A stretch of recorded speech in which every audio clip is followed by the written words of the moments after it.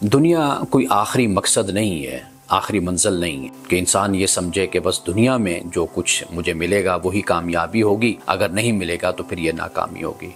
तो दुनिया आखिरी मंजिल नहीं है, इसके बाद आखिरत भी है। मोमिन इस आखिरत को, मौत के बाद की ज़िंदगी को इसी ज़िंदगी का तसलसल मानता है। तो लिहाजा जो इसी दुनिया को, इसी ज़िंदगी को सब कुछ समझ कर बैठ जाते हैं वो परेशान भी होते हैं, और चूँकि उनकी मंजिल यही दुनिया है। लेकिन जब हम कुरान पढ़ते हैं, इस्लाम को समझते हैं, तो इस्लाम की रूह यही है कि ये ज़िंदगी का तसलसल है, हयात का। ये एक पर्दा है दरमियान में, दरवाज़ा है कि आप इस दरवाजे से गुजरकर, मौत के दरवाजे से गुजरकर अगली दुनिया में, अगले जहान में चले जाते हैं। तो लिहाजा आप जब इस दुनिया को ही सब कुछ समझ कर बैठ जाएंगे तो फिर वाकई ये सोच ज़रूर पैदा होगी कि भाई फिर आगे के मामलात कैसे चलें।